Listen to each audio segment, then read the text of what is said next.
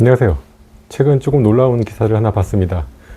서울에 한 40억 가까이 하는 아파트가 DH 방배라고 있거든요. 그런데 이 아파트의 입주를 앞두고 가구당 공급되는 그 잔금 대출 규모가 평균 약 1.7억 원 수준이라는 이야기가 나왔습니다. 40억짜리 아파트인데 대출이 1.7억 원. 뭐 숫자만 놓고 보면 조금 이상하죠. 집값의 5%도 안 됩니다. 물론 이 1.7억 원이 개인별 대출 한도를 뜻하는 건 아닙니다. 은행권에서 공급되는 잔금 대출 총액을 전체 가구 수로 나눈 평균적인 숫자이거든요. 여기서 저는 조금 이상하다는 생각이 들었습니다. 우리는 대출을 너무 많이 받는 것만 위험하다고 생각해 온 것은 아닐까요? 대출을 과도하게 받으면 위험한 면은 있습니다만 반대로 대출을 지나치게 막아버리는 것도 어쩌면 다른 문제를 만들 수가 있기 때문입니다. 왜냐하면 역사적으로 평범한 사람이 자산을 늘리는 가장 강력한 방법 중 하나가 바로 그 레버리지였기 때문입니다. 그리고 오늘 이야기하고 싶은 것은 그 부동산 가격 전망이 아닙니다. 훨씬 더 근본적인 질문이라고 볼 수 있어요. 대출을 막으면 정말 부의 격차가 줄어드는지입니다. 아니면 반대로 이미 돈이 있는 사람만 좋은 자산을 살 수 있는 세상이 되는 건 아닐까요? 조금 생각해 보겠습니다. 30대 직장인 A라는 사람이 있습니다. 연봉이 2억 원이라고 해보죠. 앞으로 20년 동안 상당히 높은 소득을 벌 가능성이 있습니다. 그런데 아직 젊기 때문에 가지고 있는 자산은 많지 않죠. 반대로 B라는 사람이 있습니다. 소득은 A보다 낮지만 부모에게 물려받은 자산이 있거나 예전에 산 아파트가 크게 올랐습니다. 현금성 자산이 한 30억 된다고 해보죠. 두 사람이 40억짜리 아파트를 사고 싶다고 가정해보면 누가 더 유리할까요? 예전에 그 금융의 논리라면 A에게도 당연히 기회가 있었습니다. A에게는 지금 30억이 없지만 앞으로 벌어들일 소득이 훨씬 더 크게 있기 때문입니다. 은행은 그 미래 소득을 평가를 해주죠. 그리고 돈을 빌려줬습니다. 이게 금융의 아주 중요한 기능입니다. 레버리지죠. 미래의 소득을 현재의 구매력으로 바꾸는 것. 그런데 대출을 극단적으로 제한하면 이 기능이 약해집니다. 그럼 무엇이 중요해질까요? 미래에 얼마나 벌 수 있는 것인가 보다는 지금 얼마나 가지고 있는지가 더 중요해집니다. 여기서 굉장히 재미있는 역설이 하나 생깁니다. 부자를 잡기 위해 대출을 규제했는데 오히려 현금 부자가 가장 유리한 시장이 만들어질 수도 있다는 것입니다. 사실 우리는 대출에 대해서 조금 부정적인 이미지를 가지고 있거든요. 뭐 예를 들어서 대출은 그냥 빚이다, 영끌, 하우스 푸어 이런 단어들이 먼저 떠오르는 것도 사실이잖아요. 물론 대출은 위험한 면은 있습니다. 하지만 경제의 역사를 보면 대출에는 완전히 다른 얼굴도 있다는 것입니다. 기업은 대출을 받아서 공장을 만들고요. 사업가는 투자금을 받아서 사업을 키우죠. 사람은 주택담보대출을 받아서 집을 삽니다. 즉, 자본이 부족한 사람이 미래의 생산성과 소득을 이용해서 현재 자산을 취득할 수 있게 하는 장치가 금융이라는 거죠. 금융이라는 뜻이 이런 것입니다. 그래서 레버리지는 부자만 사용하는 기술이 아니고요. 오히려 자본이 부족한 사람에게 더 중요한 도구일 수도 있다는 거죠. 아주 단순한 예를 더 들어보겠습니다. 두 사람에게 각각 5억 원이 있다고 해보죠. 한 사람은 대출 없이 5억짜리 자산을 삽니다. 다른 사람은 5억 원을 빌려서 10억짜리 자산을 삽니다. 10년 뒤에 두 자산이 똑같이 50% 올랐다고 가정해보죠. 첫 번째 사람의 자산은 7억 5천만 원이 되겠죠. 근데 두 번째 사람의 자산은 15억 원이 됩니다. 대출 5억 원을 그대로 빼더라도 자기 자본은 10억이라는 거죠. 출발은 둘 다 5억 원이었습니다. 그런데 결과는 달랐죠. 이제 이 면이 바로 레버리지라고 하는 거거든요. 그래서 물론 반대도 똑같습니다. 자산 가격이 30% 떨어지면 레버리지를 사용한 사람의 자기 자본은 훨씬 빠르게 줄어들겠죠. 그러니까 금리가 올라가면 이자를 감당해야 되잖아요. 그래서 레버리지는 돈을 만들어주는 마법일 뿐 아니라 수익과 위험을 동시에 확대하는 장치이기도 합니다. 여기까지는 우리가 잘 알고 있던 면일 수 있어요. 그런데 진짜 중요한 문제는 지금부터입니다. 정부가 대출을 규제하는 이유가 명확하거든요. 가계부채가 너무 커지면 경제 전체가 위험해진다라는 논리입니다. 사람들이 집을 사기 위해 무리하게 돈을 빌리면 집값이 올라가죠. 집값이 올라가면 또 대출을 더 받아야 됩니다. 그 돈이 다시 부동산으로 들어가죠. 이 과정이 반복되면 거품이 만들어질 수 있다는 거죠. 그래서 정부가 브레이크를 어느 정도 밟는 것은 필요합니다. 저도 그 필요성 자체를 부정하는 것은 절대 아닙니다. 그런데 문제는 브레이크를 어디에 거느냐가 너무 중요하거든요. 예를 들어서 상환 능력이 없는 사람이 집값의 80%, 90%를 대출해서 빌리는 것과 높은 소득이 있고 충분한 상환 능력이 있는 사람이 집값의 30%를 빌리는 것은 같은 대출일까요?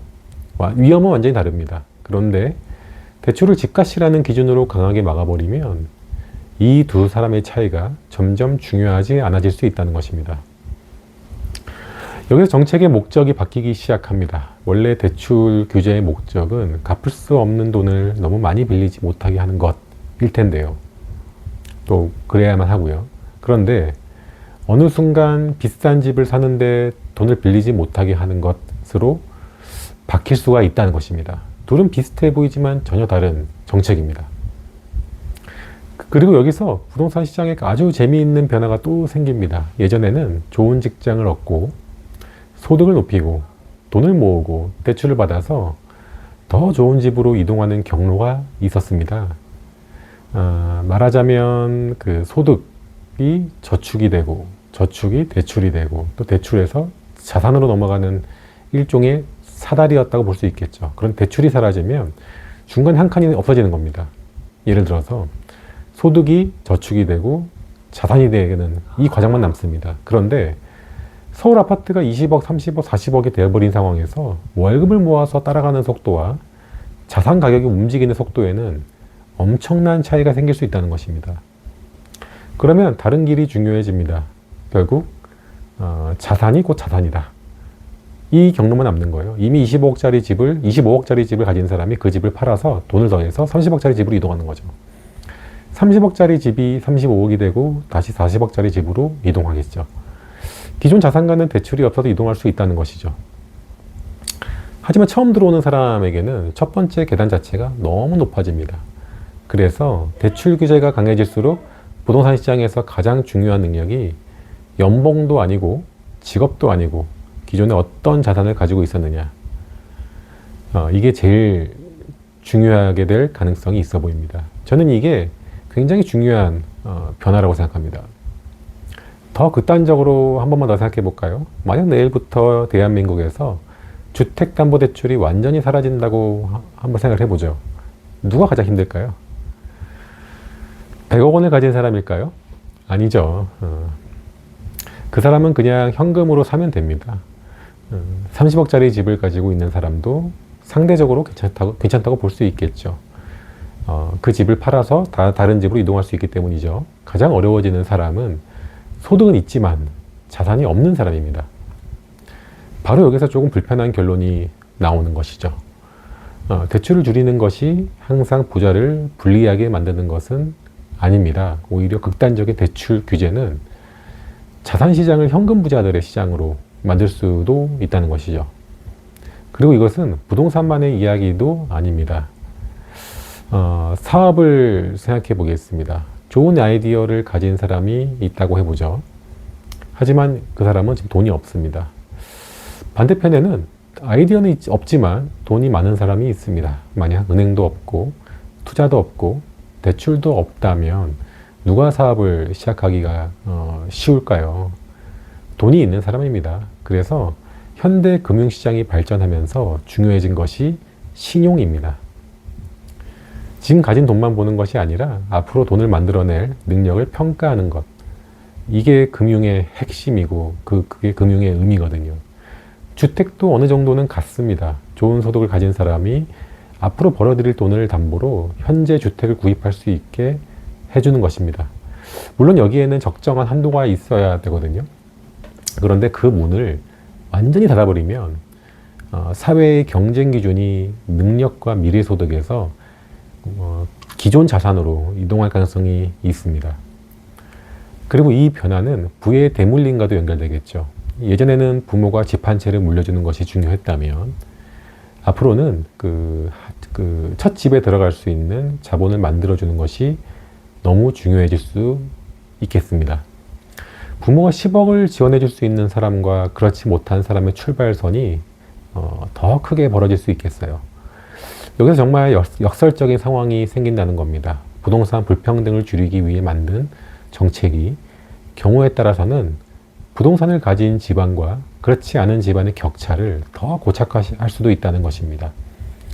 저는 그래서 대출 규제 논쟁을 볼 때 대출을 풀어야 한다, 대출을 더 막아야 한다, 이 두 가지 중 하나를 고르는 방식은 조금 단순하다고 생각합니다. 진짜 질문은 따로 있어요. 누구에게 얼마나 어떤 목적으로 대출을 허용할 것인가. 예를 들어서 다주택자가 단기간 시세 차익을 노리고 과도한 레버리지를 일으키는 것과 무주택자가 자신의 소득 범위 안에서 장기간 거주할 집을 사기 위해서 대출을 받는 것은 경제적으로 같은 행동이 아닙니다. 또 연봉 5천만 원인 사람과 15억 원을 연봉 5천만 원 사람이 15억 원을 빌리는 것과 연봉 3억 원인 사람이 5억을 빌리는 것도 위험도가 같지 않다는 겁니다. 그래서 저는 좋은 금융 규제는 대출의 액수만 보는 것이 아니라 상환 능력과 위험을 정교하게 보는 방향이어야 된다고 생각합니다. 여기에서 DSR 같은 제도가 중요해지는 이유도 있습니다. 얼마짜리 집을 샀느냐보다는 이 사람이 실제로 갚을 수 있느냐, 금융의 관점에서는 그 질문이 훨씬 중요하기 때문입니다.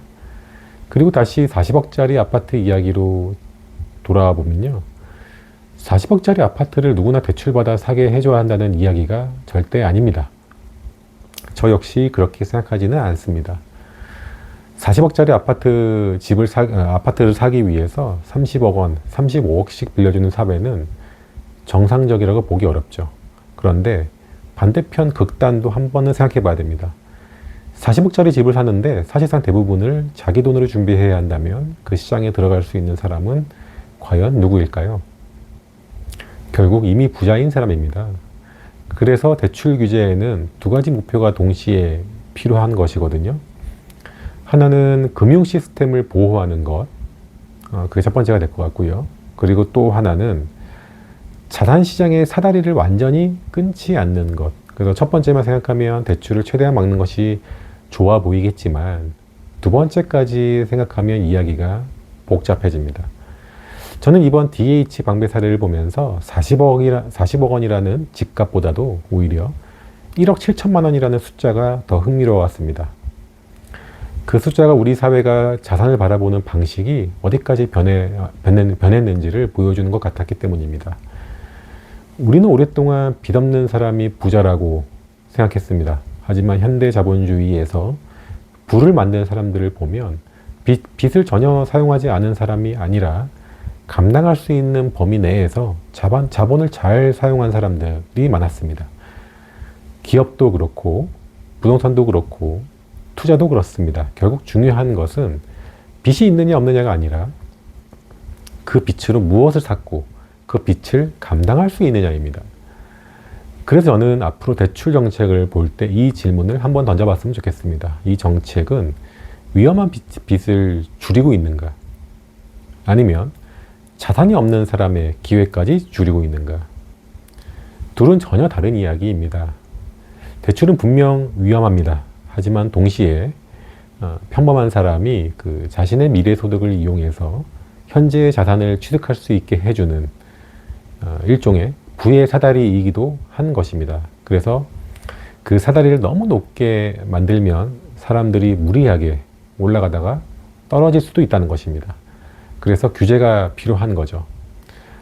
하지만 사다리를 아예 치워버리면 위에 있는 사람은 그대로 있고 또 아래에 있는 사람만 올라갈 방법이 없어집니다. 저는 대출 규제의 진짜 고민은 바로 그 사이에 있다고 생각합니다. 좋은 정책은 빚을 없애는 정책이 아니라 위험한 빚은 막고 건강한 레버리지는 남겨두는 정책이어야 한다는 것입니다. 40억 원 아파트의 대출 1.7억 원.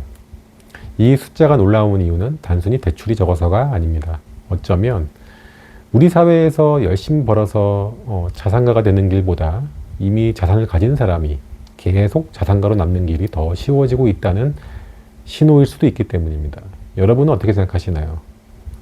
대출 규제는 부동산 가격을 안정시키기 위해 지금처럼 강하게 유지하는 것이 맞을까요? 아니면 상환 능력이 있는 실수요자에게는 조금 더 레버리지를 허용해야 할까요? 댓글로 여러분의 생각을 남겨주세요. 오늘 이야기가 조금이라도 새로운 관점을 드렸다면 좋아요와 구독 부탁드리겠습니다. 심심할 때 한 번쯤 생각해 볼 만한 이야기, 심심한 철원이었습니다. 감사합니다.